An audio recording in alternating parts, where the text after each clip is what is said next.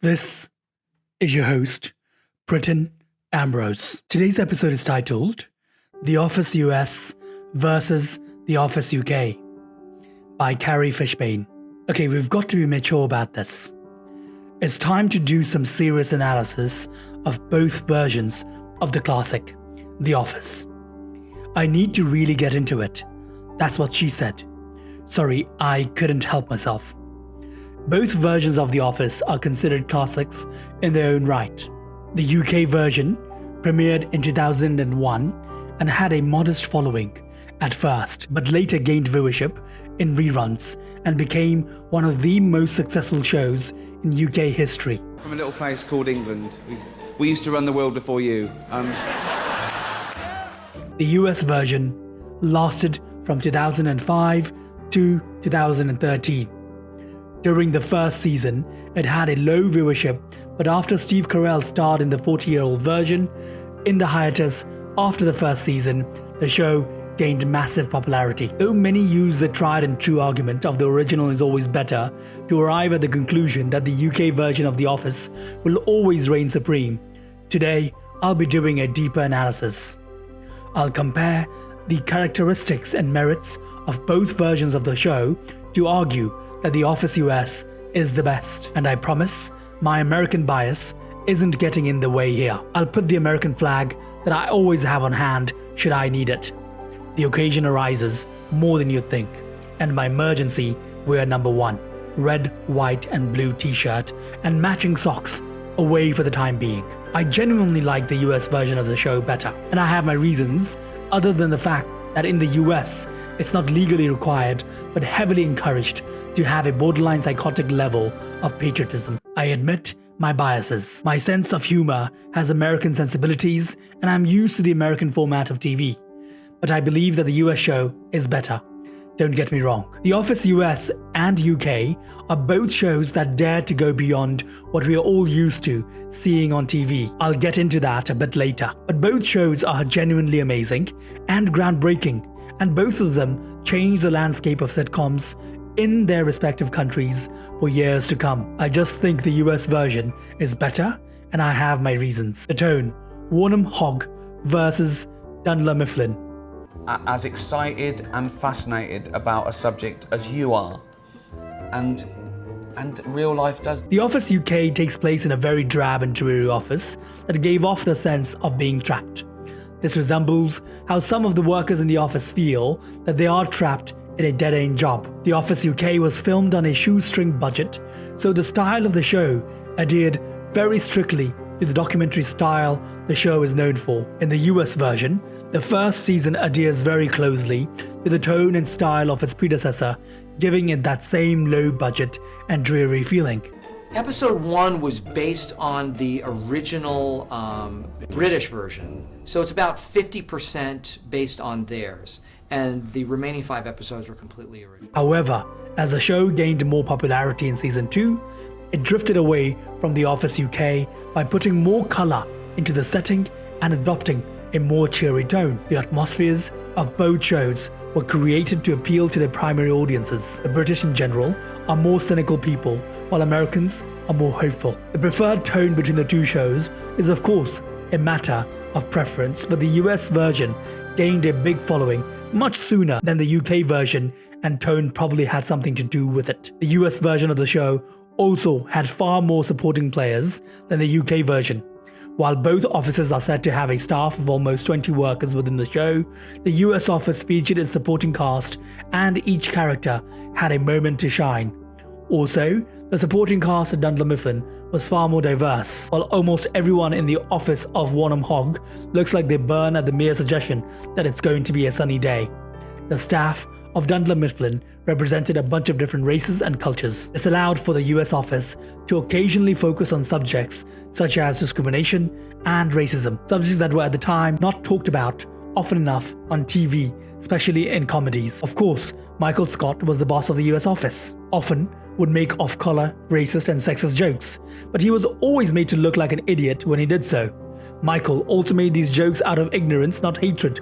The US office is able to stay just as popular, if not more popular today, as when it first aired, without being insensitive towards cultural issues, because Michael clearly is made to look like an idiot when he makes these jokes. He just doesn't have a frame of reference. He's not capable of understanding. David Brent also was made to look like a fool when he made off-color comments, but since there were no people of color or gay people in his office, they were played up for cringe factor and shock value, because unlike the American office, the camera couldn't cut to the people of color in the office to reinforce the fact that the person making the joke is supposed to be the butt of the joke. That's what she said, the boss that influenced a tidal wave of sitcoms to come. Think of the main characters of sitcoms before The Office: Ross Geller, Jerry Seinfeld, Sam Malone. All of these characters are funny, but the characters surrounding them were all crazier and more dysfunctional.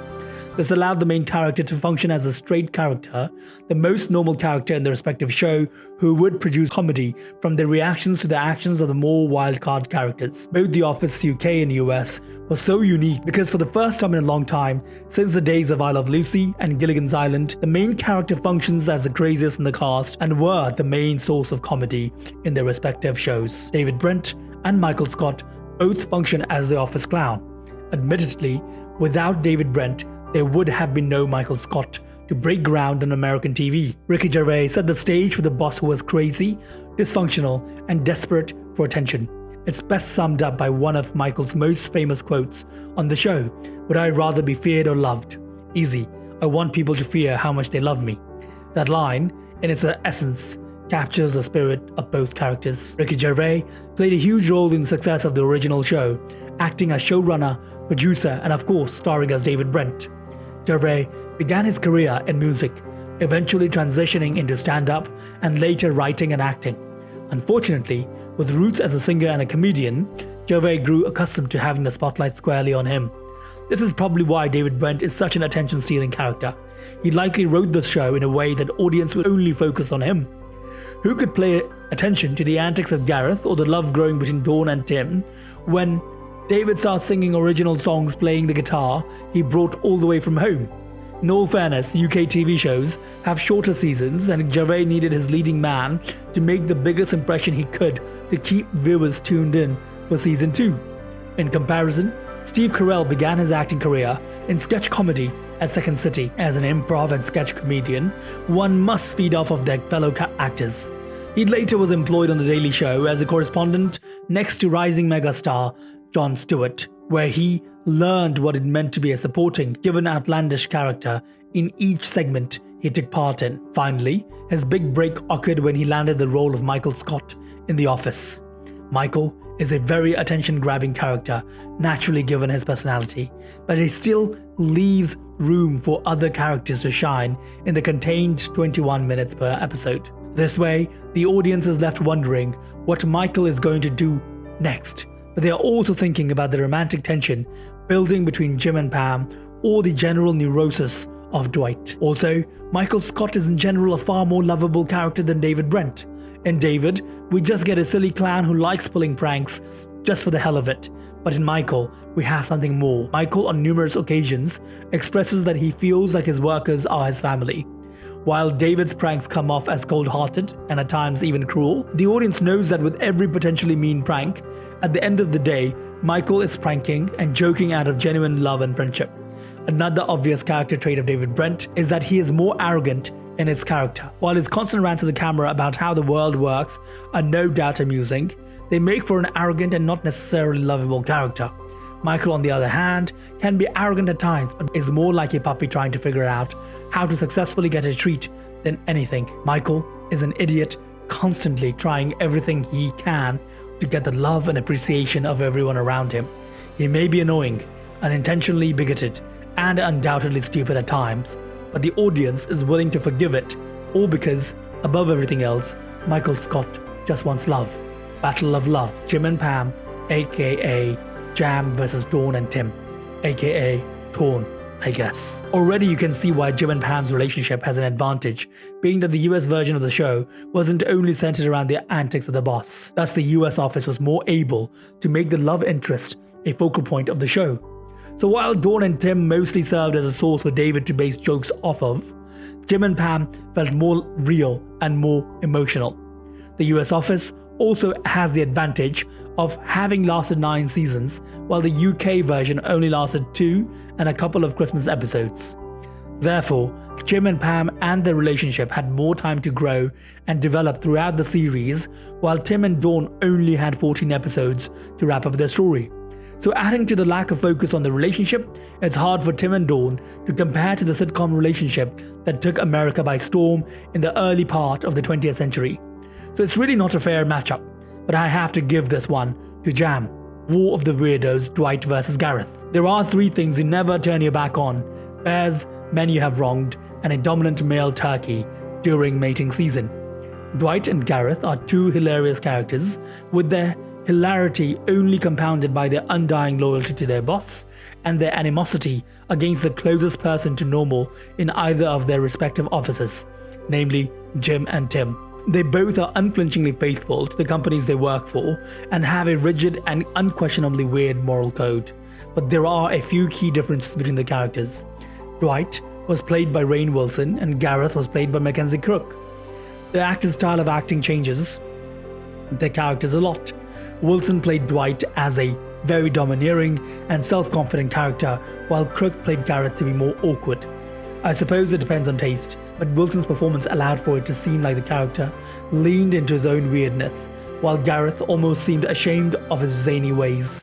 Dwight was raised on an Amish farm, and occasionally his hands are stained with beet shoots in a way that makes him look like he committed murder, and he's not afraid to show it. Which brings us to my next point. Dwight has a backstory. Shoot Farms is the most insane and irrational backstory a writer could give a character, but it still did the trick and humanized Dwight. We always sympathize more with weird people if we know how they got that way. And Dwight definitely has an excuse to be weird given how insane his upbringing was. He was raised by time-traveling Amish farmers, for crying out loud.